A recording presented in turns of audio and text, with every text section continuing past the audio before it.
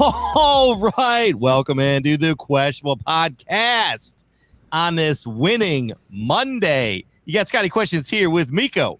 What's good, man? Oh, man. Good and bad, right? Good and bad. Little bittersweet. A little bittersweet. Oh, right. But yeah, we'll talk about it. Gian. We got Gian in the house. R.I.P. SOL over there. His label. Yeah. Uh-huh. Well, how are you? Oh, it's a gorgeous Victory Monday. It's been raining. It's been raining here. You know, I know there's a lot of flooding. It's been raining dubs over there. No, it's been raining for like 26 hours straight. And it reminds me, it makes me nostalgic because you don't really get much rain out here. And it's wonderful. Well, at least you're on the second floor. So, you know, you should be good. Third floor, even Top better. floor, baby. Even better. Penthouse. But No, it's oddly like sunny here. It's been sunny and like warm today, from what I heard. Oh, it's probably warmer there than it was here. Doubt that. How warm? No, I don't. 30s. Yeah, like high 30s. Then Yeah. no. No. Warm for January 9th in Michigan. But anyways, please like, follow, subscribe wherever you listen to podcasts. Please hit that subscribe button on YouTube. We're still working out the kinks. We're going to go live. Now we got the off season, right, Meko? We're going to get it sorted. Look at Miko's got the new background. Very VIP now. Love that. That's what's up. He's got the pump. Is that pump 2 or 3? It's the nice little swivel. It's the nice little swivel. Yeah, Swivel. the swivel. Good thing Decker grabbed him before the third pump. They're going to throw that flag like everything. Hey, man, you only get 2 swivels before they throw the flag. That third swivel going to get you in trouble every time. It is. Yeah, in the game and in life. You know what I'm saying? Hey, man. We all don't got fast pullout games, so yeah.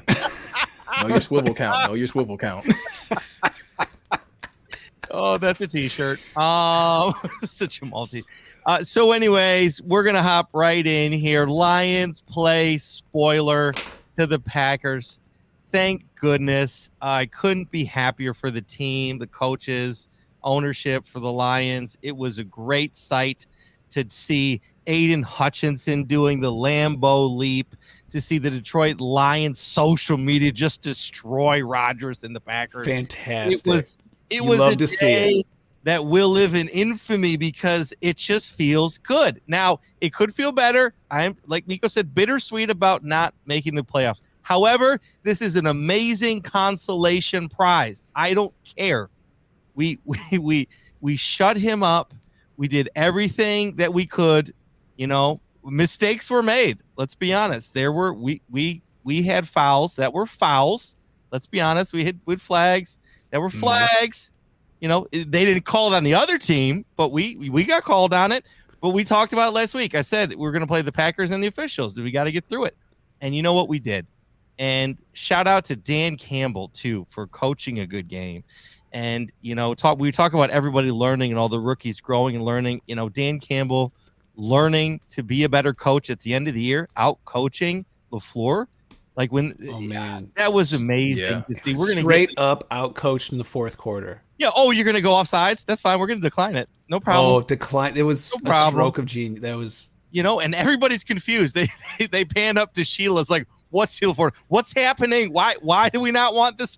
Well, because it was like 3rd and 2, or like because like it would have given them the first down. It was 2nd and 1. 2nd and 1. Second and 1. Yeah. No, and it even for me took me a second. I'm like, wait.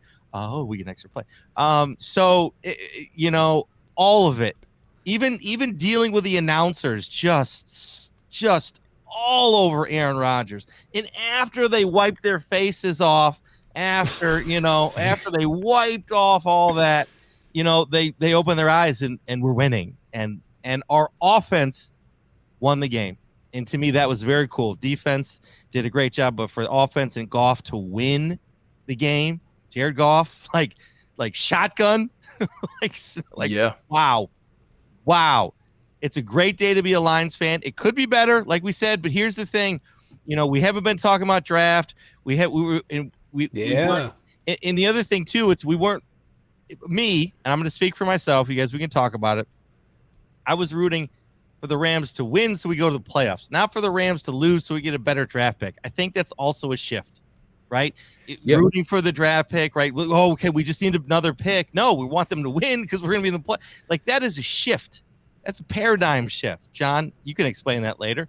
But like, I just really, really excited the way they ended the season.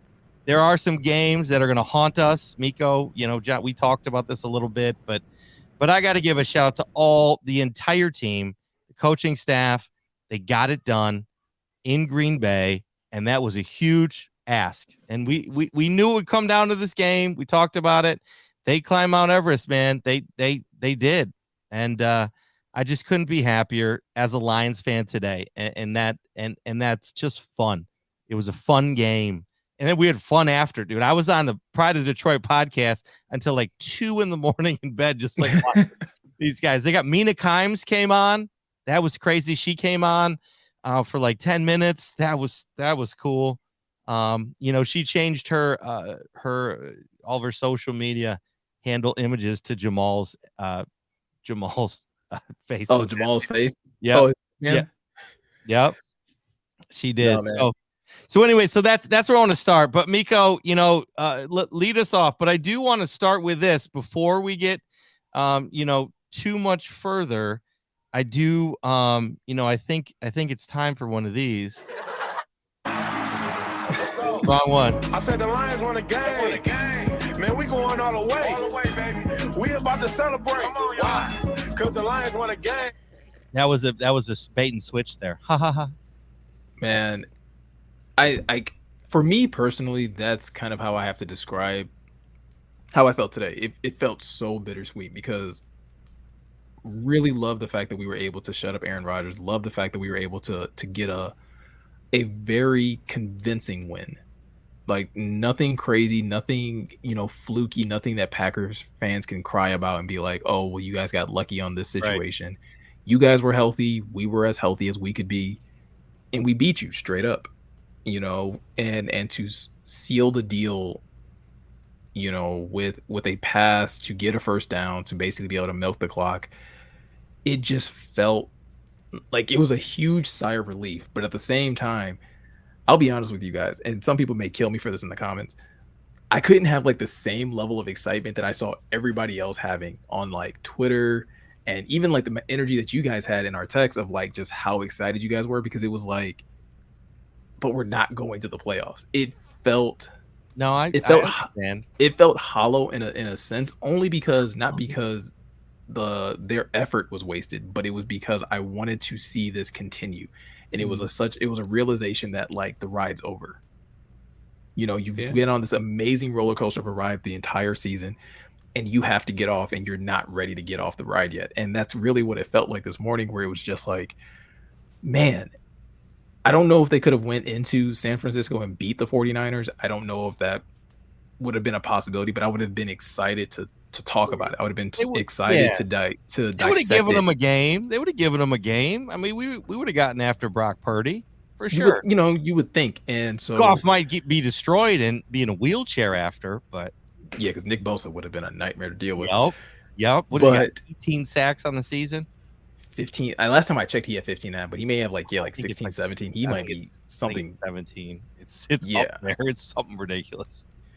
But with all that said, no, this season was a success, man. Massive success all the way around. From the head coaches to players to just being able to surpass expectations for a lot of people that saw this team either going, only getting like 6 wins or only getting 7 or 8 wins, but like no, like you guys surpassed expectations. You improved drastically from last year to this year. Your quarterback took a huge step forward in his performance and how he was playing, especially down the stretch. Scott, you mentioned, Dan Campbell out coaching Matt LaFleur in the fourth quarter. What about Jared Goff drastically outplaying Aaron Rodgers in the fourth quarter? I believe Dan Orlovsky was talking about this on Get Up this morning and on First Take. How many shows is he on? Sorry, he's on like 3. Oh, Get Up. I would have said like 6, judging by just how often he was just. Hey man, when you're good at your job, you get to be on here. Orlovsky on here. Dude, I would love to talk. I would love to talk football with Dan Orlovsky because he's. Oh my gosh, he's smart. Well, he may not have been the greatest backup quarterback, dude is like, you can't knows the deny the game. fact that he knows the game. So, Yeah. but yeah, like Jared Goff outplaying Aaron Rodgers in the fourth quarter. Aaron Rodgers going 2 for 6 for like 12 yards in the fourth quarter. Jared Goff going 8 for 8. It was a huge step forward, and it was a game that I think Jared Goff needed. I think it was a game that even if they had won, but it was on the strength of just the running game, or if it was just on the strength of the defense, we would be sitting here today, maybe not today, I don't know, maybe it'd be next week, but we'd be like, yeah, so the Lions look great, but what do we do with Jared Goff next year? And it's nice to be able to know that this offseason, it won't be, I don't think it'll be as heavy of a conversation. No, Not Dan saying that it Campbell won't get told talked us. about at all. But yeah, right, it will. But Dan Campbell told us he's a quarterback. Yeah, I want to get into that. Yeah. Yeah, and so I mean, you have Jared Goff stepping up in a big way. You have Jamal Williams having the season of his career, 1,000 yards, passing Barry Sanders' record. Just, I don't know if there's anybody on the team that you feel happier for. Maybe, there's an argument that can be made for Taylor Decker just for like all the hard work and how, devoted he's been to this franchise since he's been drafted here. But you got to feel happy for Jamal and just everything he was able to accomplish and to do it against the team that didn't want him anymore because they thought they had a replacement in him. And then Dan just, again, proving everybody wrong, proving that he's more than just a rah-rah coach. Like Scott said, being smart enough to know that, like, no, we don't need the automatic first down. Let's run some more clock. Force them to take a aggressive. timeout. Like that's what it was, right? Because they had to take a timeout then. Yeah. Yeah. And just being that cerebral and just being like taking that step forward into like to the point where you're just like, man, like with that guy at the helm, not saying that we didn't know this, but like national media now looking at it like, yo, with that dude at the helm, like this team might be for real. This team might be dangerous because he's able to pull something out of them that no other coach has been able to do for a long time here. I know people love Jim Caldwell. I know Jim Caldwell had some success here when it comes to the records, but I don't know if Jim Caldwell pulled out like every grain of talent and want to out of his players the same way Dan Campbell does. No, I think that's something special, Meko. And real quick, John, I'll let you go, but I do want to mention his interview with Lisa Salters, I believe, when she asked like, what's the plan? And he goes, it's just going to take a minute for our offense to warm up. Like he just he was just so calm and like, no, our defense is playing great. We got to keep doing that. And then our offense is going to warm up.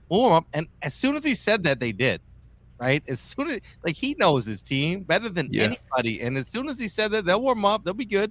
I mean, because the start was shaky. Goff in his gloves, right in the cold. Everything's thrown in the dirt. Everything, dude. It was scary. It was. Yes, I was getting nervous there. Yeah, it was scary, and the announcers let us know about it too. Every throw, like 500 times. Oh my gosh! Look at that throw. If he throws it up there, guys in the end zone. Like, dude, just wipe your face off, please. Hey, listen, no, but one of those throws was like horrendous. Like it went straight into the dirt. No, there's like 3 or 4 that were really bad. Well, I mean, like it went like beyond the line and then just died. And I was like, I think he got hit, but it was still one of those throws where it was like, bro, like you gotta get it together. If you gotta lose the gloves, because something is not right here. That's what I was texting Matt Derry. Shout out Matt Derry. I think he wants some of our apparel, by the way. So yeah. He was like, I was like, take the gloves off. I was texting you guys, like, just take them off. Get a heated little hand pocket thing. Like, well, do whatever you need to do. I know it's cold, but like, dude, ditch the gloves. I was terrified, but then he kept the gloves and he did it. He just needs to practice in the gloves more. Well, apparently he's played in them. Somebody pointed this out on Twitter that like Jared Goff has played in gloves enough times. He's played out in the cold enough times where he's had some really good games in the cold, and specifically like against Green Bay as well. So it's not the gloves. I think the person was like, it's not the gloves. It's the person in the gloves. Jitters. And it really seemed like it for that first half. It was very much that. Big game jitters, man. They haven't been on a primetime spot, right? Goff. When was the last time Goff was in a primetime spot? Like against Green Bay there with the Rams? I was gonna say, like, I mean, outside of Thanksgiving, right. Like a night game. That was the defense stepped up. Offense was a little nervous, or Goff was a little nervous. Yeah. So, Gian? No, it's a great place to pass it off to me because that's exactly what I wanted to talk about. Dan Campbell in his post game presser said, was asked specifically about Jared Goff, and he said he's played lights out for us back half of this season. It specifically answering a question regarding running the ball instead of or letting Jared Goff pass to close out the game. And he said he's played lights out for us back half of the season. Let's put the onus on him. Let's let him win this for us, and he did. And the point why I want to go to that is just I think the reason Goff was able to rebound and after the shaky start to last year to where he ended, he started hot this year, but then, you know, the New England game, the Jets game, the road games, as we talked about, he looked very shaky and he looked like that old guy. But the fact that he started the way he did and ended the way he did was, I think, this exact point is he came from a Rams team and a Rams coach that literally demanded being in his ear and micromanaging him to the point of just like giving, as we've talked about, probably giving him some form of low-level PTSD. Then going to a coach who says, let's let him win it for us. He can do it. He's our guy. Welcome to Detroit. Yeah, exactly, man. And like, that's got to just be so liberating and validating and all of the positive, you know, mindful, emotional buzzwords you can think of. And like, I think that's what allowed him to then give the performance that he did and play through that and power through and claw back and have the fourth quarter that he did, 8 for 8, a touchdown. It was great to see. And like, yeah, just the fact that I do think that fourth down play, again, getting out coached, I have to believe they had every belief that we were going to run it. And because Chark was so wide open, like it was just like 10 steps. It's just a curl route. Yeah, I think the structure of that play was really well done because yes, you have DJ Chark running a short stop route, and then I think you had Saint and Swift both running to like out into the flats. Because essentially, like, yeah, if you're gonna run a pass on what was it, like 3rd and 1, 4th and 1? 4th and 1, yeah. Yeah, 4th and 1. Yep. You're looking for something quick. And typically that's in space. You're trying to like outflank people. And so the Packers are probably thinking like, okay, if it's run, we stop the run. But if it's pass, it's going to be to the flats because you see the corners and safeties, like the minute Saint and Swift kind of like go out into the flats, they follow them because they know that's the quick pass and it's only a yard. And you just perfect design to have DJ Chark just go and stop. Swoops. Wait, who, Meko? DJ Chark.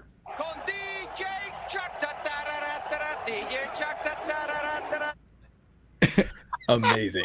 That was so great. Yeah. So glad you clipped that. That was amazing. That's amazing. He's got to come back just so that we can use that more often. No. I'm gonna run that back. I'm gonna run it back. Scott, you gotta learn. Fine. Just. Oh my God. He's like a. Sometimes I love your childlike wonder, Scott. How just like the kid wants to be read the book over and over again. Yeah, I have a 5-year-old. I read books numerous times to the child. I know. He's probably rubbing off on me because Yeah. I just which is not probably the way it should go, but it's the way it does matter. Go. But no, so yeah, all around it was just fantastic. Swift probably didn't have a monster game stats wise, but just did everything he needed to do when he needed to do it. And goddamn that hook and ladder play, if that just wasn't the shiftiest little like in Amon-Ra to have the poise. Because he was getting hit. Oh my God! While he was throwing that back, the poise and concentration it must have taken to perfectly toss that back. I watched real time. I'm like, what are you doing? Throwing into triple coverage? No! What is this? Oh, that was a rush of emotions. I'm like, oh no! And it's like, wait, Swift did that a couple times in the game where he just went to the sideline and you're like, oh, he's going nowhere, dude. Guy is slippery. He would scoot. Oh my God. I was like, you're going nowhere, and he got another 5 yards. I'm like, how did you do that? I mean, he's good. Well, and then yes, DeAndre Swift's a good football player. I think he has a future in this league. Stop it right now. No, yeah, I know. I'm healthy. Yeah, but and then like again, like just contributions from everyone. Like DJ Chark, he was like, I feel like everyone, like Amon-Ra St. Brown, the butt catch, all the jokes about was one ass cheek and two toes. Like he took that to heart, and then. But unless so, like that he's Mr. Reliable, but then I feel like they focused so much on stopping St. Brown that DJ Chark then stepped up and assumed that mantle of Mr. Reliable. He caught that 4th and 1. He caught that on that same game-ending drive. He caught that little to the flats. It was only maybe 3 yards, but he caught it diving, got his arms under it, so the ball didn't hit the ground. Like. It was a veteran play. He rolled in such a way that the ball never moved, and just he was Mr. Reliable. And then, like we were talking about, Khalif Raymond with the deep ball, like that was a TD, but whatever. Oh, totally. Well, I don't know. I will say, when they showed one angle. His hip was definitely down. The ball's got to just touch the line. I mean, sure, like it's not under review because we're not going to see all the angles, but couldn't be. Okay, couldn't be close. Well, they'll know. Like there's a still of it. Shout out to Jeremy Reisman from Pride Detroit that posted it, and he was like, just for the record, Khalif was down, and you can it's the shot that John's talking about where his hip touches and he's being touched. Just short, and so he's technically down.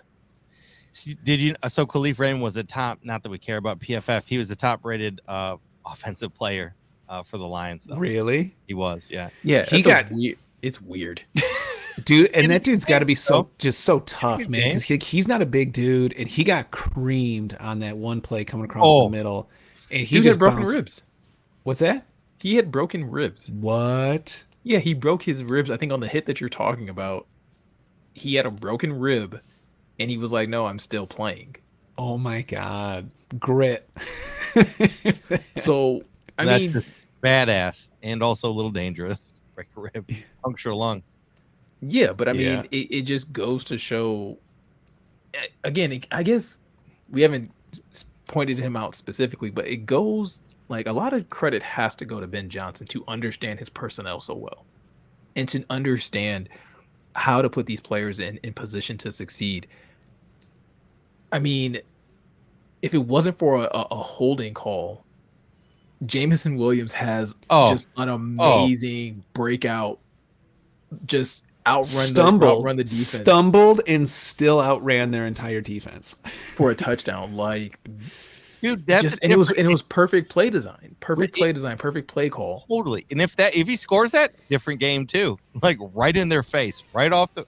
I mean, I can't wait to see him next year. Like, and oh my God. And to see him on the sidelines, people were saying he's a diva and stuff. It's like, no, dude has been locked up in a cage. Like he's been locked up for a year. Like they're playing the national championship game, and it's embarrassing. 65-7 just wrapped up. But 1 year ago is when he tore his knee up. And I mean, he's like, for him to be doing what he's doing and running how he's running, like, okay, I give some credit because that's got to be hard for the Lions coaching staff, training staff to hold him back. Couldn't even keep him off the field. He just wants to play. Guys, you can see too, any catch, he's screaming like he's like a banshee, like in the night, just howling. Like it's something I wanted to get into it next week, but since you brought it up, it is something I do think they're going to have to keep an eye on because I think he's going to want that ball. He wants that ball.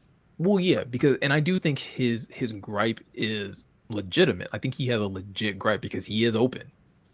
Like he's not a diva receiver where he's somebody that's calling for passes to be thrown to him and he's not open.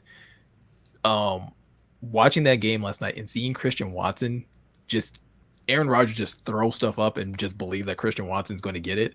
That's what kind of had me just like, man, if Goff would just do that to J-Mo. Mm-hmm. Just trust that he's going to go get it. The same way he did with Khalif on the touchdown pass, right? You just lob it up there and you're going to just trust that Khalif is going to get there. there's a couple passes where you feel that way for JMO, where you're just like, man, just lob it up there and trust that JMO's going to do the rest. But He with had that that said, drop. I think that takes I think that takes another year of chemistry. That takes Agreed, another right. year of understanding.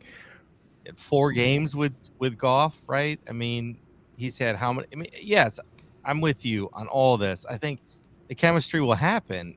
He's only had a couple games. But I understand Jameson's like Sure. frustration. I understand, but I also understand when people were like, that seems kind of diva-ish, because yeah, I was watching that game last night and I was like, yo, he seems like legit upset Yeah, he's that he's not getting targeted. He was pissed. He had his hands up on the sidelines. He was not happy. But at the same time, like, if you are open, yeah, it's kind of hard to be like, get over it. Mm-hmm.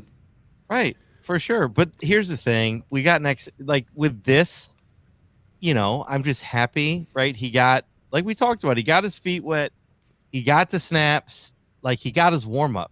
So next year really should be the grand opening of the JMO Saloon. Yeah, I'd have to imagine deep shots everywhere. You know what I mean? Yeah, I have to imagine that Ben Johnson and DC are telling him, like, this offseason, we're buying you a plane ticket to California, we're putting you up, and you're just going to work with Jared, and we are building this offense around like you and you and Swift, and what happened this year was this year. And like Meko, you just said, each year's a brand new year. And I think they're going to approach it and I have to imagine that's the plan, because I mean, if he was legitimately upset, and I'd have to imagine that watching the tape, they're smart enough to know, like, oh yeah, he was wide open. Yeah. Now on the drop he had was like, honest opinion, was that a good toss to him? Then he dropped off his helmet, like on that one. I'm trying to remember which one, because I also feel like there was one like that was thrown to him that was like a little behind him. This is not the one. This is the one. There's one that like kind of hit his hands, helmet, and he was kind of leaning forward. Yeah, no, that's him. Yeah, no, that's on him. Yeah. Okay. Yeah. So wait. The one that like he had to dive back for? No, I don't. No. Personally, no, I don't think that's on him. Not the diving back. He wasn't diving. Not the one diving back. The one where he ran like a comeback route and like Goff threw it low. I don't know. Maybe. We got to look. To me, it looked like it hit his hands and his helmet, and then it was there. I remember that one because even like the announcers were like, "Oh, JMO has to catch that one," and I'm also like, "Yeah, yes, if he also throws it at if he also throws it in his chest and not at his ankles, he catches that. He probably catches that. I don't think it was that low, but yes, it was lower. I don't think it was ankles, but regardless. But no, it's what we talked about last week when it comes down to their chemistry. It's going to take time. It's going to take repetition. But I think what is going to be different, what they're going to learn is different about JMO that is different than Saint and Reynolds and probably even DJ Chark, is that like JMO believes he's that guy. And so knows he's that guy. Yeah. And so when you have a guy who's like, no, like I'm that deal, you have to figure out a way of managing that. And I think you have to feed him. But this is also an offense that is not like dependent on one guy. We know that, we've seen that, and I don't think that's changing anytime soon. But I do think if you're Dan Campbell and company, you're sitting JMO down and you just be like, hey, we are going, like, you have to trust us. We are going to get you your looks. And it's going to be upon him to catch it when it comes his way. And it's going to be upon Jared to see him and trust him. Right, which hopefully we can solve in the offseason. And not that that's an issue, but it's just something that needs to be grown. I mean, that's like really like that's because, yeah, dude is fast. Like when he got that ball stumbling, I mean, that's just there's JMO. Bye-bye. Yeah. Deep shot. And he's somebody, and I think he's JMO somebody that you want to. He's somebody that you want to get started early. You can get him a couple like slant routes, a couple like easy touches. And I think that's another reason that's probably leading to the drops, is just that he's a little frustrated and he's a little too amped up. Sure. It's kind of like the same thing we talked about when Swift first came back from injury, and we were like, why is he not hitting the hole the way he's supposed to? It's like, well, the dude hasn't been playing for a while, and I think he's looking for every opportunity to make a play instead of just doing the right things, following the right progressions. I think Swift. Speaking of that, I think Swift did that a couple times yesterday too, where he stopped at the hole and then went back and went around. I mean, there was like 2 times I was like, dude. Well, they early on in that game, Green Bay was definitely clogging the middle. They were doing a really good job of stopping the run, and then again, great counterpunch by Ben Johnson to be like, no, we're going to start running these types of run plays. We're going to, start going right at him. We're going to start doing traps. We're going to start doing this. And once Jamal had beat them up the middle so much, it opens the door for a hook and ladder. It opens the door for these outside runs because you've compacted everybody in. It also helps when Quay Walker does something stupid and, gets kicked out of the game because he was also a monster while he was in that game. Yes. Dude was everywhere. 95 should have been ejected too. Yeah, Devonta Wyatt. Devonta Wyatt will likely get a fine. I would be surprised if he doesn't. Yeah. But I mean, again, that's another deciding factor in this game. One team was a little more mature than the other. Both teams had penalties called on them, but the penalties that Detroit was getting called on them weren't backbreakers the same way they were for Green Bay. Yeah, well, that was one thing I told that I realized in game was I think that's an under talked about aspect of this culture and Dan Campbell's turnaround is the lack of penalties. I mean, there were many games this year that we only had one, and it was either a false start or there have been many games where we really only had 2 penalties, maybe 3, and the Quay Walker, the Sue stomp. When Titus Young flipping the ball to the ref, Yeah. Just the dumb, just shoot yourself in the foot because you're gonna get holding, you're gonna get a false start, you're gonna get offsides, that stuff happens. You're playing against professionals too, but the shoot yourself in the foot penalties that we saw Quay Walker, that has stopped under Dan Campbell. Of all the weeks to do it too. Well, he had done it before. That was his second time doing that. Yeah. Which is egregious, and especially of all weeks, the NFL. You don't think you're going to protect all the guys that protect and save your life? I mean, and shout out to Damar Hamlin. He made it back to Buffalo. I talked to Spall today. Damar was because Spall's in with some of the Buffalo guys. Damar saw the coaches, he saw everybody, all the guys that were there. We're lucky, in a lot of ways for that. And, shout out to Damar and that recovery, because that's unbelievable. It's unbelievable. He flew on a plane today.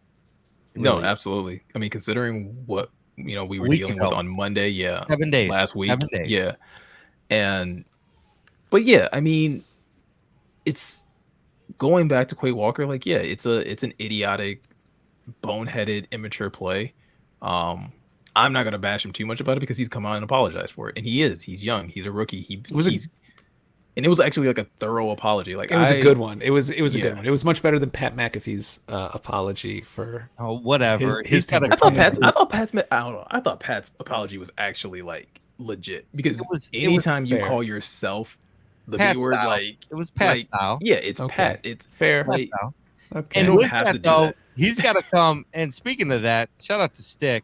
Stick made a bet with Pat that he'd wear an Aaron Rodgers jersey for a year if the Packers won. And if the Lions won, he's got to come to Detroit and do a charity. He's got to come and do something. So we'll probably be there at that point. That could be interesting what they do for charity.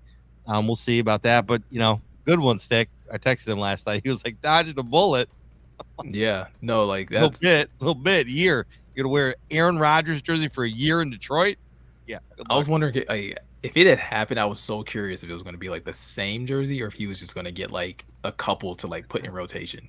I think that when I was texting him, he was saying he was going to get 2 jerseys and he was going to do photos each day and not wear it all day. But yeah. Oh, that's not the bet though. Well, I mean, it's this. Don't tell everybody. Don't tell everybody. Yeah, like don't say it on a podcast that's gonna get posted on YouTube. Yeah, don't tell everybody. It's fine. No. But He would do it though. He's that dude. He would do it. There might be Yeah. Lions badges all over it by the end. We be pressing on maybe, but that's fine. But getting back to the Lions, one thing that I feel like we haven't given enough attention to is the defense. The defensive performance. Yeah. Again, holding Aaron Rodgers to 16, holding Aaron Rodgers and the Green Bay Packers to 16 points. Kirby just being persistent. I think that's who I probably want to give like Gray will give a lot of praise to. Kirby just being persistent, coming like My dude. getting so close to a pick. Remember when I'm gonna let you finish, but remember I was on him in the draft. I was like, dude, interviewed like a boss. Like, man, I'll do whatever. Like, I'll do it. No, I got it. He did. Like, Guys, he does. Kirby's got that swag. And so for him to he came close to picking off Aaron Rodgers when he threw the deep pass to Aaron Jones. He got a pick that was overturned by a penalty, and it just again stay locked in. And for that defensive line to constantly be getting pressure and to force another errant pass, and Kirby not getting too wide-eyed and not getting too amped up in the moment to be able to make that play. I thought he was taking it back for 6. I seriously was like, it was, yeah. I wish he had tried harder, because I was like, I don't feel like he's really trying to score. I would have been like, you need to take that to the house. But Meko, to your point, when you talk about Kirby and some of these rookies like Aiden, right? We're on this. Yeah, Aiden's getting 2 sacks in that game. Yeah, the bright lights, they shined, right? You think sometimes, right after the game they counted with Carolina, like, oh my gosh, can they not deal with the pressure?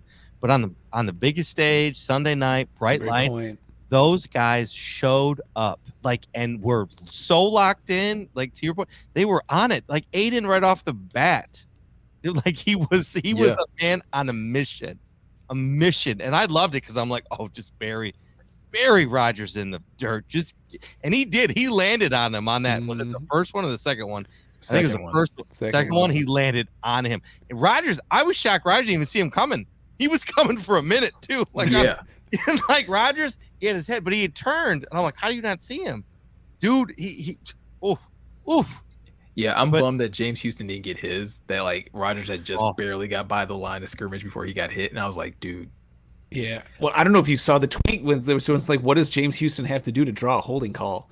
And there was like, was like he's like bear hugged. Like, listen, they had to. They had to though.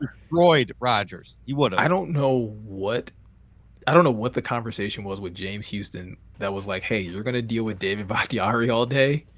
Good luck, because that's who they matched him up against. And to be fair, they were both getting away with some stuff, right? Sure. Houston's getting held. He's also like, he was doing a lot of hands to the face. Like, I was having like PTSD about Trey Flowers. I'm like, dude, get your hand down. Now, what was interesting with Houston, just while we're on him, they let Houston go a couple times, like just and Aaron just looked right at him and threw right over him, knowing he was going to come so hard.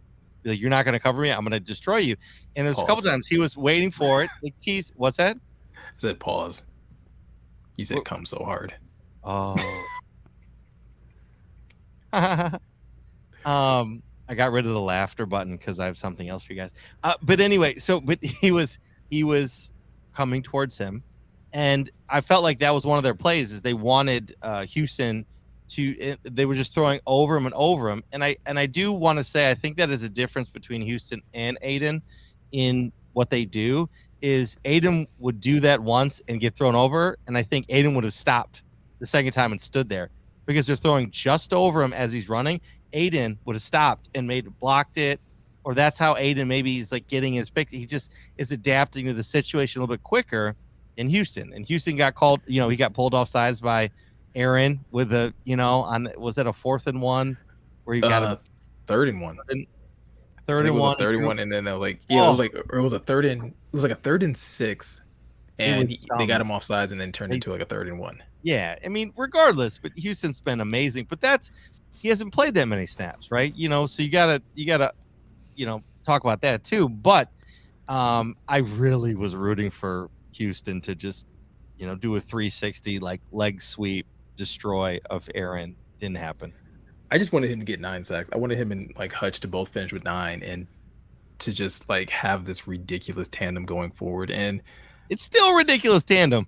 no, it's still a ridiculous tandem, and it's still like one of those things where it's one of the things that you're most like confident in going into next season is that you have these young pass rushers that are only going to get better.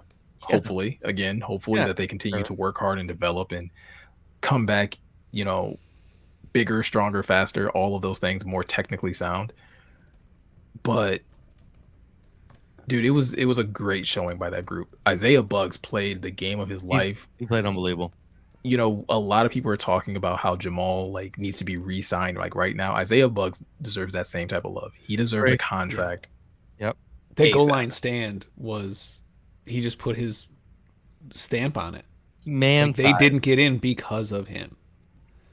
Yeah, his performance made me feel better. Not saying that I don't want him, but it made me feel better about the possibility of us missing out on Jalen Carter because Isaiah Buggs just he has that mentality.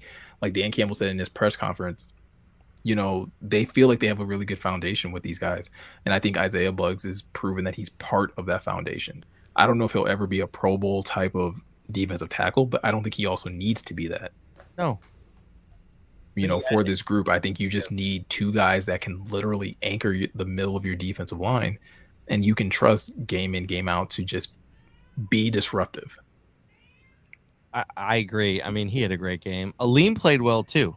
I mean, Aleem was disruptive. He did not have the same game as Buggs did, but Aleem played well, right? And I do think that's something that maybe we address in the draft. We'll see what happens, but getting another in that position too. We'll talk about that in another podcast. But I thought, dude, the D, they showed up. They did. They really did. Even our secondary.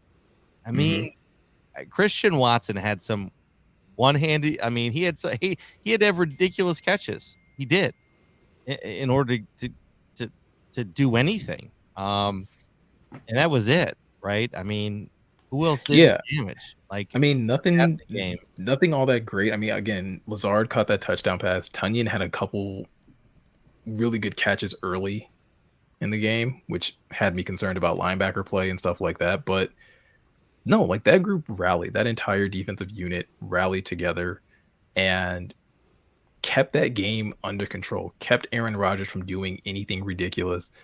And then again, we said it earlier, like the fact that your offense was able to have your defenses back and be like, we're not even going to put you in a situation to where you have to go through a 2-minute drill or whatever with Aaron Rodgers. Like, nah, we're going to end it right here. Speaking of that, Aaron Glenn sending the house after Rodgers. Just man, listen here.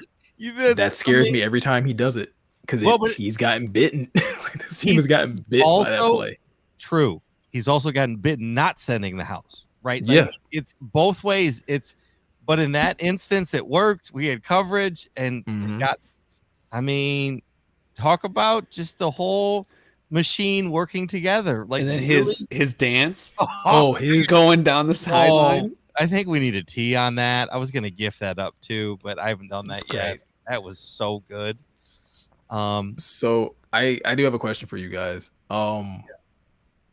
With everything that happened, right? The Packers game, the entire season as a whole, what is the one thing that, like, when you look back on this season that you're going to be like, this is what, like, basically solidifies, this is what, like, this season encompassed? What is the one moment or what message or whatever it is that, like, really stood out to you from this season?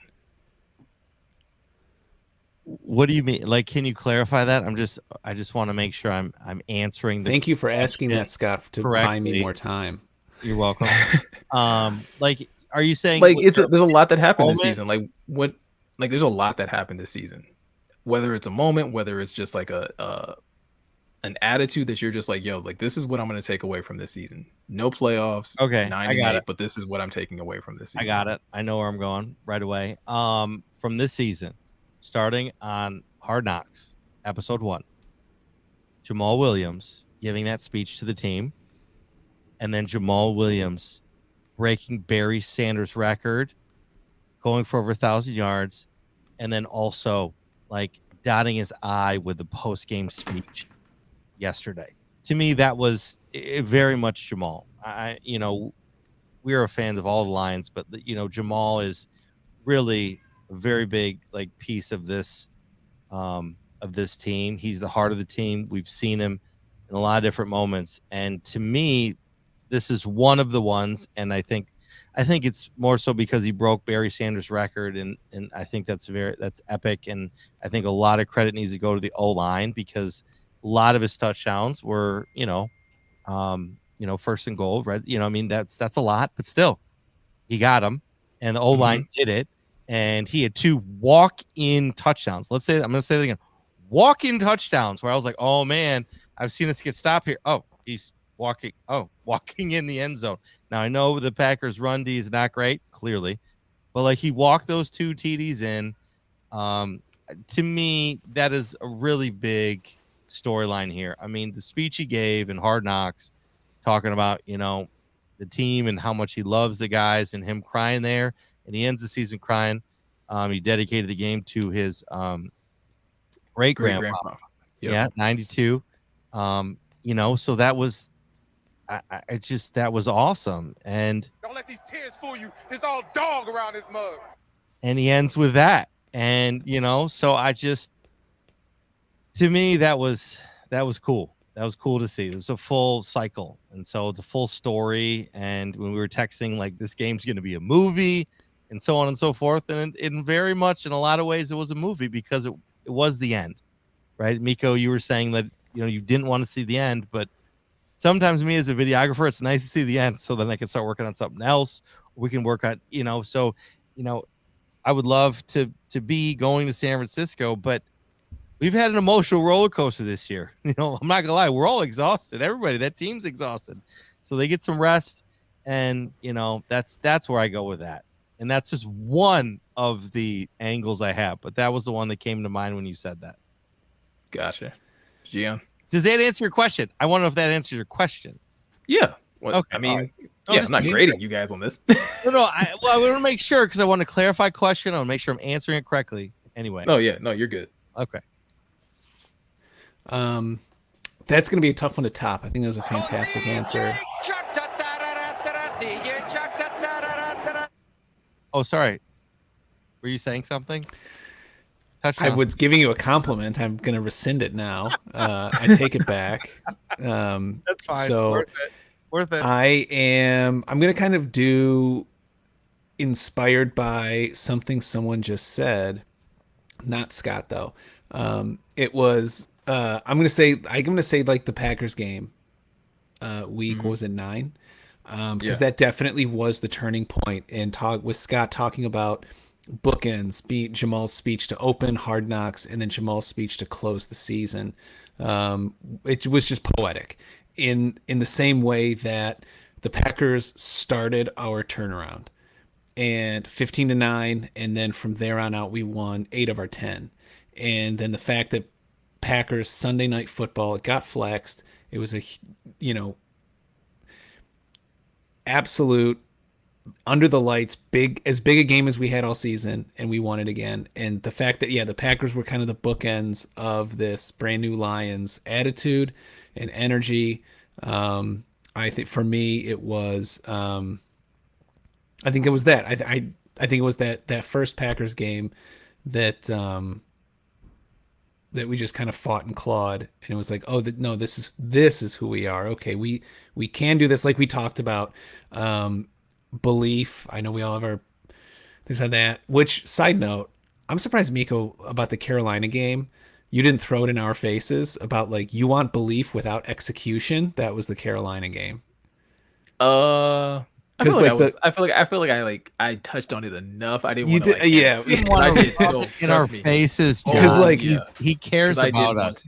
Because like the whole thing was about them, about the Lions feeling themselves, believing in themselves, but belief without execution is the Carolina. Anyway, good point, John. So, but yeah, and like I think it's just like the bookend of that, of just the whole Green Bay game. And then I'm going to add like one more thing maybe after you go, Miko, because I got to go. I have a crying Yeah, no, baby. you're good. No, when I look back on this season, I think the thing that is going to stand out most to me, and I can't really pinpoint it to an exact moment, I don't think. I mean, probably the moment I can probably point it to is probably not the best one, but it's going into the bye and the firing of Aubrey Pleasant and this resiliency to not just give up on the season. For Dan Campbell to showcase a level of resiliency that, like, we've all been fans of this team for a long time, and I've seen them be the comeback cats. I've seen Matthew Stafford, not quit on a game and make these ridiculous fourth quarter drives and then go out and beat teams in overtime or on a fourth quarter drive or something like that.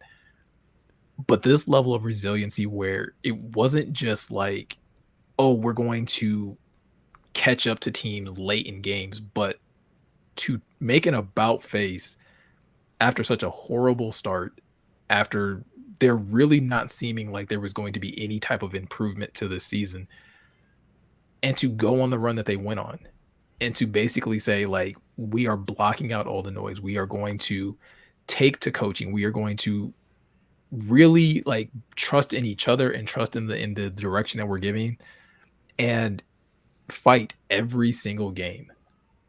And like it's so easy. I mean, you look at how many teams are, again, in the same situation we were in last year, how easy it would have been for this team to just give it all up and continue on their way and be in the hunt for the first overall pick and all these other things.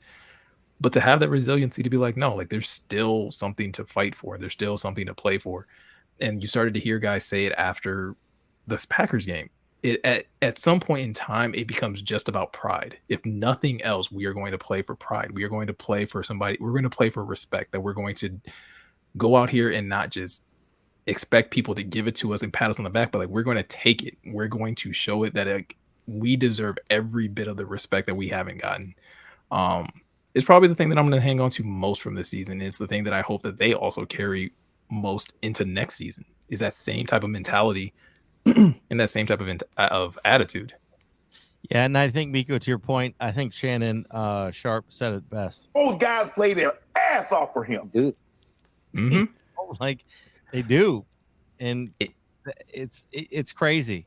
It's crazy. It's the mark of a great coach and of a great team, really. I mean, again, love him, hate him, whatever. The thing that Bill Belichick was able to do very well when the Patriots were winning was that he was able to get those guys to play for him. You look at the Saints, you look at the Chiefs, you look at these teams like Mike Tomlin. What Mike Tomlin has been able to do, dude, they haven't had a 16 losing. Yeah, they haven't had a losing season in 20 years, which is crazy. Of them, yeah, is insane. Like that's not just having like a great team every single year, because the Steelers suck this year. Terrible. They don't no talent. But yet they finish with the same record we do, and it's because they have a guy that like knows how to bring the very best out of them. And so it's something that, yeah, like the Lions are very lucky to have going forward. Welcome to Detroit. Yes, that was, well, I thought Scott was going to say it, but this was the last thing, and I'll leave it with that. It was so great to have this happen to Aaron Rodgers, and I thought Shannon Sharp had one of the best takes about Aaron Rodgers' lonely walk with Randall Cobb down. I don't know if all of our listeners had seen it. You should also go watch the Detroit Lions TikTok video that they posted after the game, where they had it was a compilation of all of Aaron Rodgers' smack talk, and then just boom, stamp 8 and 9. 9. And with then I think it was AJ Dillon or Aaron Jones, and then boom, 8 and 9. And yeah, 8 and 9. It was great. But Shannon Sharp had the best one, where he noted that there was that cameraman who came around and tried to get Aaron Rodgers' face as he was walking, and Aaron Rodgers was like, "Oh man, give me some space. Give me some space. Can you go behind me?" And Shannon Sharp had the greatest point of like, "You worm. When you were winning games, you couldn't wait to be in front of that camera, looking all smug, putting your, leaning back and you're doing all the interviews, leaning yeah. back in your chair, nodding your head, saying, "Oh, one of those teams is only 500." Being like, you can't lose to that kind of team like that, and just all your smack talk all season with the smug attitude. Can't wait to get on camera, and then when you lose, you're like, "Oh no, man, I don't want to be on camera." Like, no, you don't get to do that. Like, and I just thought that was the best. I kind of watched way too many probably Aaron Rodgers like takes from the national media today, because it was like this, just the nectar of the gods. I was gonna say, because my favorite was Ryan Clark basically being like, this is Aaron Rodgers' fault, and just dragging him through the mud to be like, we're not pointing blame anywhere else. It's this dude. This is the dude that hasn't been able to do it. Yeah, and chokes so every time. Yeah, the 49ers had his number. He'd it's just and now we have his number. Yeah. What's that? I said, and now we have his number. The 49ers have his number. Now we do, and it's like Dan Campbell said in their locker room celebration, going forward, the road goes through Detroit. All roads go through Detroit. That's it. Yeah. All right, Jen, you gotta hop off. All right, yeah, before you go, I had this for you. This is what I wanted to play. The first one. This is the second GMAC cash song for you. You know the Lions won again. Another one. You know them Lions won again. Come on. Because all we do is fucking win. Woo. Best team in the motherfucking NFL. After this song, I'ma need my tickets in the mail. Bitch. All we do is win. We ain't taking L. Man, ain't y'all like 2-11? Man, shut the fuck up. After this game, we about to turn the fuck up. Bitch. Call Hush, we need the whole team buffed up. We just won another game, they can't touch us. We about to win another game, they know what's up. We just won the last game with a blowout. You see what happened when the Lions really show out? Good. Call the whole city up, we about to go out. We about to have them bars jumping while it's cold out. Bitch. Hey, you know the Lions won again. There you go, Gian. Nice. Beautiful. And it's cold out. It ended with it when it's cold out because we won. When it was cold out. Loved it. Anyway. All right. No, R.I.P. SOL. Gian, right. thank you. See you guys. Thanks. Later, man. Karina's a good luck charm. We forgot to mention that too, by the way. Since she's been born, they've only lost one game. Yeah. So, I mean, thanks, Karina. Yeah, that's what's up. Oh my goodness. Oh my goodness. All right, we we lost Gian. Thanks for everybody sticking around. We're in it right now. Meko, what else do you want to touch on? I mean, we could talk about a bunch of other stuff too. I don't think we need to keep going too much longer, but I think there's a couple things we could touch on. Is there anything you want to hit? Not really. I feel like I don't know. I feel like I've touched on everything that I wanted to. This game was so needed just to be able to walk into the off season and huge. Yeah, to walk out on top. I do have two things. Yeah, but go ahead. I have two things and then we'll wrap up. They're not big, but I just want to touch on them. But go ahead with yours. Yeah, no, this is one that I guess we didn't touch on that is important. Obviously, yeah, finishing 9-8 is great. Finishing 5-1 in the division is even better. Is just, again, the icing on the cake. I get it. Minnesota's going to the playoffs and we're not. But I think that kind of put the entire division on notice that it's not just a cakewalk anymore when you play Detroit. And I think that's huge. That's important because part of getting on track to even be in contention for the playoffs is that you have to be able to hold up in your division. And for so many years, the Lions couldn't do that. They might, essentially like we would probably like split with everybody. We might split one with the Bears. We'll split one with Minnesota. And then if we're lucky and Green Bay's so far ahead that they don't play in the last week of last week of the season, then yeah, we probably split with them. But to sweep the Bears, to sweep the Packers, and come so close to sweeping the Vikings, is huge for this team going forward. Yeah, and the last time we won in Lambeau, I mean, their record, they're like 20 something and like a couple wins for us in Lambeau Field over the past, bunch of years. Yeah. Like we do not have a winning record there at all. But that's changing. That's changing. We marched in there in a winner take all, essentially, right? Regardless. I mean, it still would have been winner take all.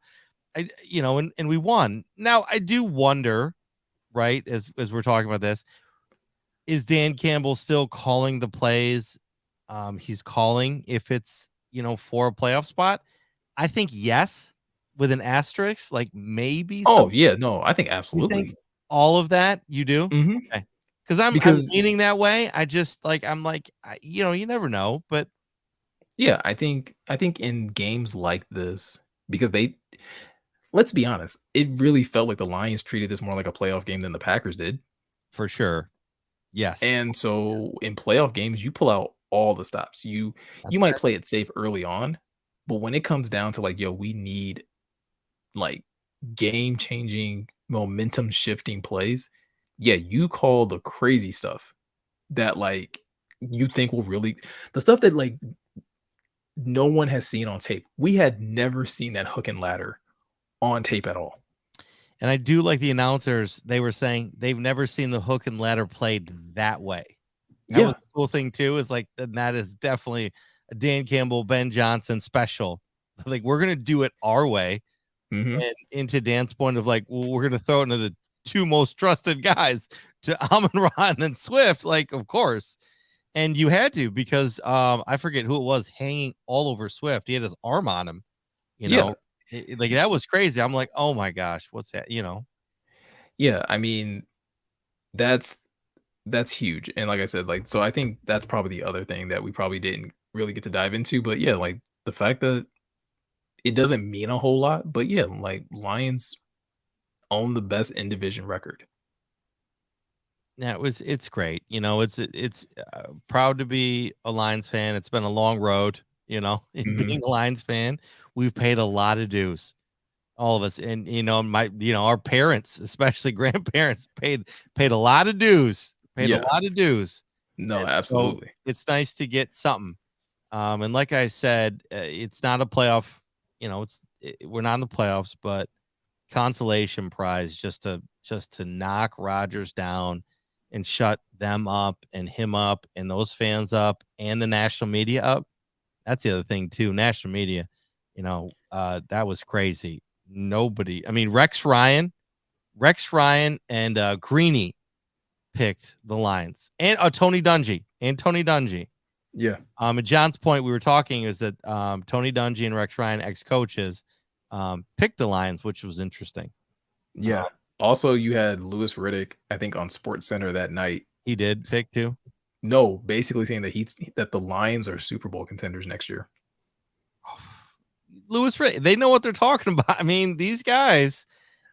That one made my heart like kind of skip a beat. Like, woo, Yeah, that's a lot. that's a But, that's a that's a but huge expectation. but here's the thing, today in Shannon and I'm not even gonna say the other guy's name, but we are a playoff team. I mean, we are amongst that group. We have like we are as good, if not better, than a lot of the teams that made it. Right? We could beat the Bucks. Yep. Yeah.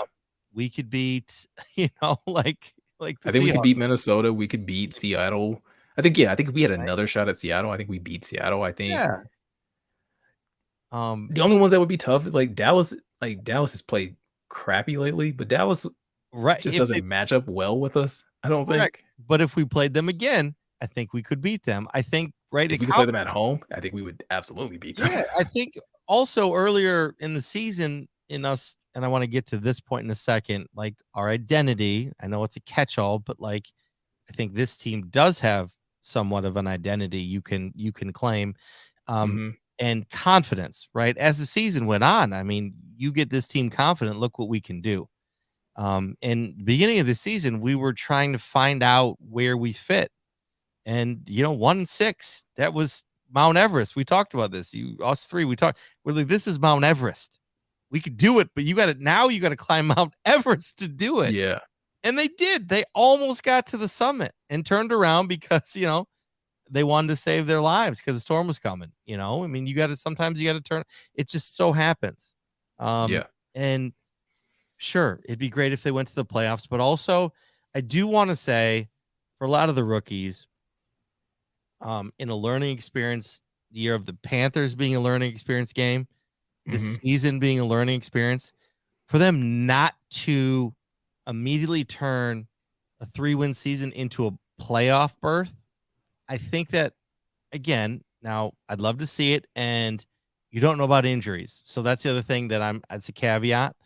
Mhm. But like having them work so hard to get to this summit, having the next summit next year, like just working that much harder, like the guys in the offseason to work that much harder to get to get to the playoffs and get to the playoffs and then win a Super Bowl. I do think progression is helpful as a team, as a unit, as a Yeah. culture. And Mhm.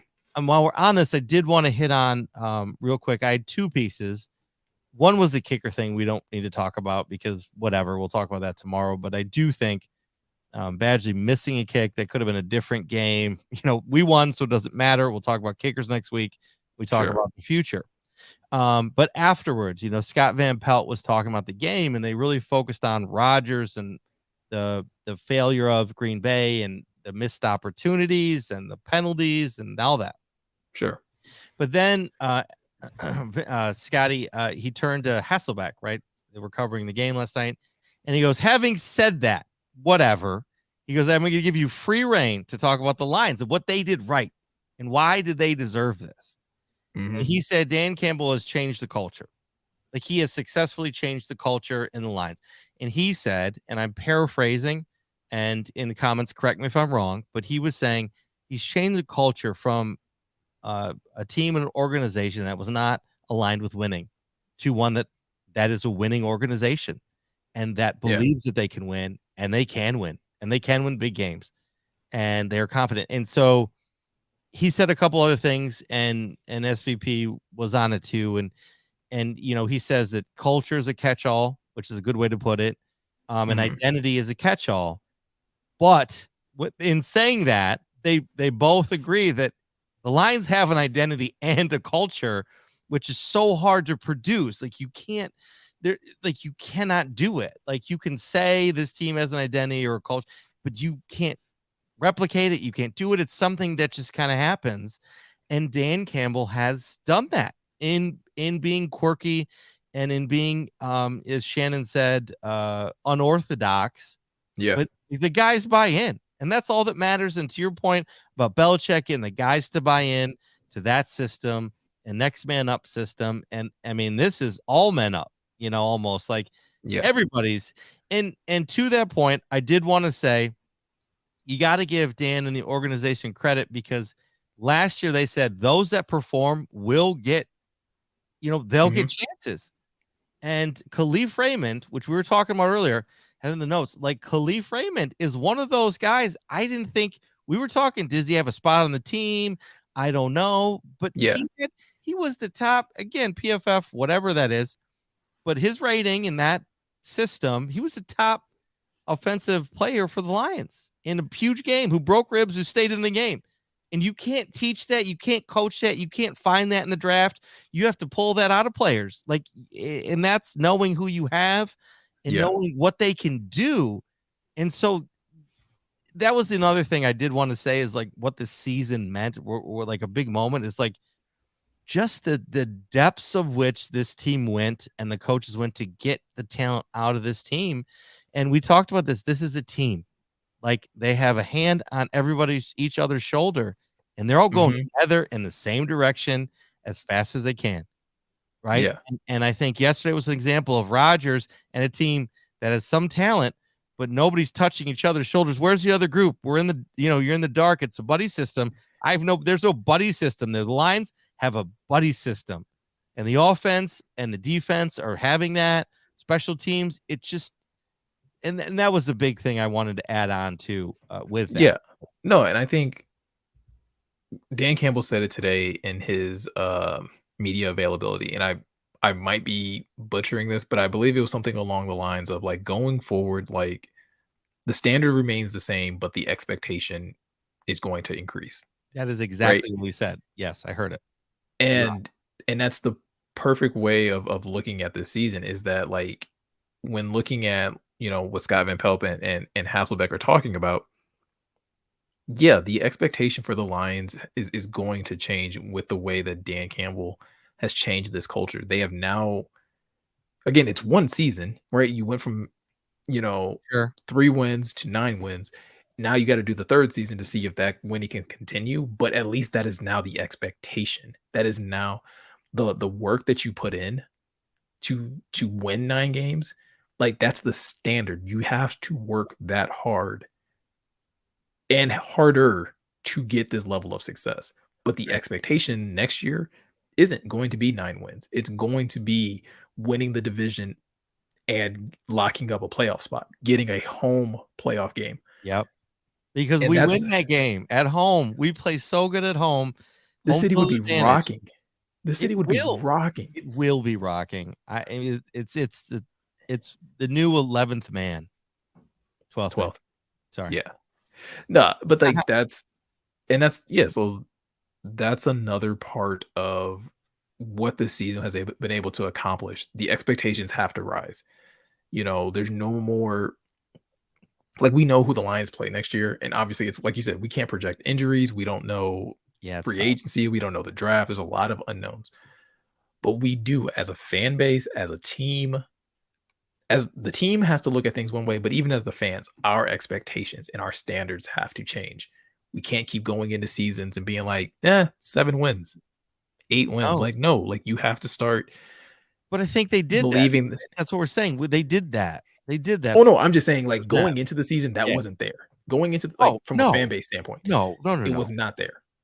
And we have to get there. We have to get there together as a fan base and as the team. Like the expectation has to change where it's you guys are going in there and we're expecting you to win. We're expecting you to protect home field, Right. right? Like it that becomes the expectation that you guys are going to protect home field at all cost. I can't remember how many home games they lost. I know obviously a lot of them were in the beginning of the season, but like it becomes a thing where it's like, hey, you shouldn't drop any, or you should only be dropping 1 or 2. Yeah, I don't care who comes in, the Chiefs, the Bills, the Bengals. I don't care. Because we are playing the Chiefs next year. Yeah, I don't know if that's at home or not, but our it's home away. schedule is okay. Our away schedule looks tough. It's gonna be a Yeah, the away schedule looks a little rough. Yeah, tough. but yeah, it becomes the standard is like That's the yeah, new the standard. normal. Yeah, exactly. You're playing the And best teams, so we should be. So we'll learn on the. I mean, you got to be. Those are the guys who play in the playoffs. Let's learn how to beat them. exactly. If we lose a close game in Kansas City, that's fine. We meet them in the playoffs, we can beat them. Like it's oh man, it's exciting. It is exciting. Yeah, no, and that's again, we're gonna dive into it like all off season, right? Like you're saying, Oh like yeah, next week we're gonna probably deep dive and probably look back at games. We'll look at the roster. I'm excited for the off season. Hopefully we can get some guests on. We can, kind of do stuff that yeah. we did last year, talk salary caps, talk free agent signings, we'll talk draft. Um, and hopefully and not hopefully, we will be going live to do it. So like that's going to be the fun part is that like you guys are going to be able to, you guys as the audience will be able to engage with us in all of these conversations because I think it's the first time in a long time that we'll be able to go into an off season and it really is about like, okay, how do we take the step up from here? How do we go from 9 wins to playoff? Like that has to be the jump. Totally. And and that's like at a minimum, right? Like obviously like the team is still aiming for Super Bowl. They're not going to just be like, "Oh, we're just trying to make the playoffs." Oh, right. But This is it Super is like Bowl. that does become the view, the vantage point, the view that we're having of next season is just like, okay, how do we make that jump? And it was funny is I was on again, shout out Pride of Detroit. Last night they had at one point it was like almost like 18,000 people were on the post game. Yeah, It was man. crazy.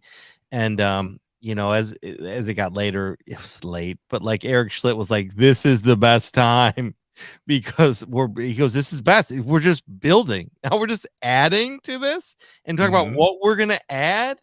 And so my analogy is we're just going shopping now. Like, okay, honey, what do you want? We can have whatever you want. Well, Like and that's what I'm saying. Like you're next, throwing shopping.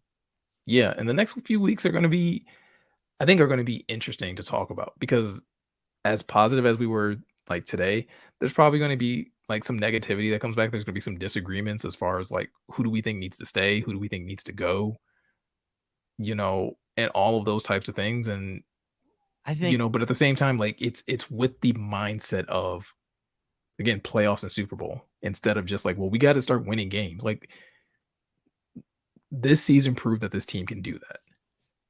I agree. I don't know how much disagreement that we'll have as a group. I don't think I mean, I think it's pretty. I mean, from what we've seen, I mean, I think that generally we know who should stay and who shouldn't, but we'll see. We will see. Well, yeah, like because there's things. They have to make decisions now. And here's the other thing, right? On that, just gonna before you go, Mhm. is we're gonna have to make decisions about Khalif Raymonds and those type of those guys, because as And that's what I people, was basically going to get at. this Yeah. is a destination now. As Dan Campbell said, people, hey, we're winning. We broke the mold, right? Like we a little bit. Dan Campbell's rebroken the mold, in which Andy Reid did, right? And he's a younger coach creating this culture, or this experience for players. It may not culture, but an experience for them to work hard and get these results and do it and have fun.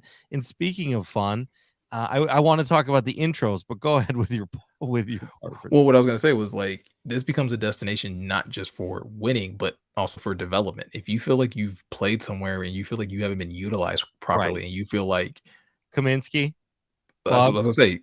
You look at Kaminsky, you look at Bugs, you look at Charles Harris last year, DJ Chark. you look at Mike Hughes, you look at DJ Chark. If you feel like a team has given up on you, and you're like, no, I want another opportunity. I want an opportunity to carve out a role and help a team. Yeah, and again, like those are going to be the things that are going to be tough because, like you said, whether it's the guys like Khalif Raymond, whether it's Deshaun Elliott, whether it's Alex Anzalone, like you have intangible guys that you're gonna have to weigh these things. And I think those three guys that I named off, I do think will come back, will be brought back. But down the road, we're talking down the road as we continue to build this, right? And like you get these better players in. I mean, we'll have the best practice squad in the NFL. I mean, that's kind of what you hope, right? Like that enough people are clamoring to be here that you have to make those tough decisions. Right. I would rather the Lions make tough decisions than just hold on to people because you like them a lot. Well, I don't think they did that. Right. I think we talked about is the guys worked their butts off and proved it. And that's why the Khalif is playing. Right. I mean, that's well, yeah. I mean, I'm just saying like, I'm sorry. Yeah, I'm trying. Yeah, no, but that's all I was saying was just like that you have to make those tough decisions between like a guy like Deshaun Elliott, who is everything that I think this defense needs, not just that like wants. Like you need a guy with that type of attitude, that type of like toughness to him, that type of swagger about him, that dog. But then you also got to take into account you have Kirby and you have Tracy Walker that's coming back. That is a very good football player. When healthy, he is a very good football player. So what do you do when you have three safeties like that? Right. And so it's a good problem to have, though. Like I said, it's a good problem to have. Like I said, we'll get into it in the rest of the offseason because we have all offseason to kind of figure out like, okay, who gets re-signed, who gets cut, how does the offensive line shuffle? Does the skill position room change? Is there going to be a complete overhaul of the secondary? Like when I say secondary, I mean corners specifically. Right. Like there's a lot of stuff that we're going to have to dive into and give, our opinions and speculate about. And it'll be fun. And we'll get the POD guys on. We'll get Eric's take. I mean, he's got a bunch of takes already. Last night, yeah, man. So he was so funny last night when he heard the Aaron Rodgers is like 5 or the 8 and 9. He was like he couldn't deal with the fart jokes. He was laughing so hard it was hysterical. So as we wrap up, I do want to touch on one last thing: is these intros. The intros for the game. Hold on, I got a couple here. I want to start with Rodrigo's. Rodriguez, Barry Sanders University. Barry Sanders University? What like Kirby Joseph, Harvard. Like what? It's like it's a Key and Peele skit. It really is. It felt like How did they get away with that? Can they say what? Like, how does that yeah, work? yeah. I mean, as long as you're probably not saying anything profane, what I think is, it felt like, and I mean this in like the nicest way possible. It felt like a bunch of guys that had never been anywhere nice before, and they were like, "Oh, I'm gonna live it up." Like I ain't never. Who knows if I'm gonna get to come back here? I'm gonna do whatever the hell I want to on this Got it. visit. That makes sense. Like, like I am never gonna be here again. I'm gonna Like just in case we I'm never taking get another time. all the snacks out the mini bar. I don't even care. It's not my bill. Like No. I just got like flashbacks of like my mom when she would like send me like nice places for like the first time, and she'd be like, "Don't go in there, act a fool." And it's like, I'm gonna go in here and act a fool. Yeah. Now, can you explain this one? First swag Kazakage, leader of the hidden village of the dead. Yeah, Jamal, first you first break this swag down. Kazekage. Yeah. Okay. So here, because no one's broken this down yet, I think this is a questionable podcast exclusive. Meko's going to break this down for us. This Yeah, actually, I think we should post this because nobody really knows what that is. Let me play it one more time because I want to hear. I don't really know what he says. Let me play it one more time. First swag Kazakage, leader of the hidden village of the dead. Leader of the hidden village of the den. So yeah, you have first swag Kazekage, which is a direct reference to one of Jamal's favorite animes, one of my favorite animes, one of the big three of animes, Naruto, which is again, it's a great spin on a title. Swag Kazekage is a basically a leader of a village in the world of Naruto. Specifically, I think it's dope that Jamal chose Kazekage because that is tied to the village of the sand, which is kind of like this barren wasteland. But they have like the youngest Kazekage in history, who's also one of the strongest in history. And so, speaking of Gaara, so if you're an anime buff nerd like I am, you know how dope Gaara is. The arc of his character development is really dope in Naruto. If you've never watched anime, check it out, especially if you're a fan of Jamal. So Gaara. So who is Gaara?